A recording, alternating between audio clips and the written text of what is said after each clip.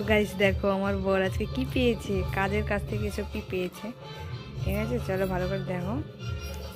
আর এই যে একটা গিফট পেয়েছে, গিফটটা এখন ওপেন করবে। চলো তোমাদের সাথে শেয়ার করবো। আমার বক্স এসে দিয়ে বাজাচ্ছে মিউজিক। চলো ওপেন করি। अच्छा ठीक है। সো বর যখন গিফট নিয়েছে, গিফট তো আমাকে ওপেন করতে হবে, কারণ বর আমাকে ফোন করে বলছে শোনো আমি অফিস থেকে এই পেয়েছি, এই সার্টিফিকেটটা পেয়েছি আর একটা গিফট পেয়েছি। যেহেতু গিফটের প্রতি আমি আগে থেকে বলে দিচ্ছি যে লাঞ্চের বক্স ছিল, ঠিক আছে।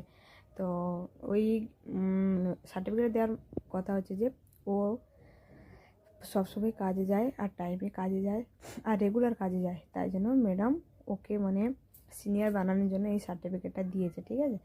তো আমি বক্সটাও আনবক্সিং করছি। তো আরেকটা কথা যে আমার এই চুলদারও নিয়ে ইগনোর করো, কারণ আমি ঘুমিয়েছিলাম। উঠেই আমি যখন শুনেছি যে আমার বর গিফট পেয়েছে, অফিস থেকে কিছু একটা পেয়েছে, তো আমি ভাবলাম যে না তোমার সাথেও শেয়ার করি, কারণ সব কিছুটা তোমার সাথে শেয়ার করার চেষ্টা করি। তো এখন এটা শেয়ার করছি। তো ছোটো ছোটো আমি সব কিছুটা তোমাদের কাছ থেকে মানে ভালোবাসা পেয়ে শেয়ার করতে চাই, ঠিক আছে। তো চলো তোমাদেরকে দেখাই যে টিফিন বক্সটা কত সুন্দর। এই দেখো প্রথমে একটা বোতল, জলের বোতল, দারুণ আর কত সুন্দর। আর কোম্পানিটা দেখো কত সুন্দর, মানে কী বলে বোতলটা আমার তো খুব পছন্দ হয়েছে, বোতলটা দারুণ।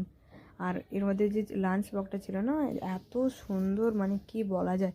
তো লাঞ্চ বক্সটা আমি দেখে তো অবাক হয়েছি। এই বক্সটা আমি তোমাকে দেবো না, আমি আমার কাজে লাগাবো, মানে যেহেতু কোথাও ঘুরতে ঘুরতে গেলে লাঞ্চ নিয়ে যেতে বা কোনো খাবার নিয়ে যেতে সুবিধা হবে। তো লাঞ্চ বক্সটা আমি ওপেন করছি যখন একটা বক্সে, আচ্ছা উপরে একটা ব্যাগ আছে, ব্যাগের মধ্যে লাঞ্চ বক্স আছে নাকি, হ্যাঁ ব্যাগের মধ্যে লাঞ্চ বক্স আছে।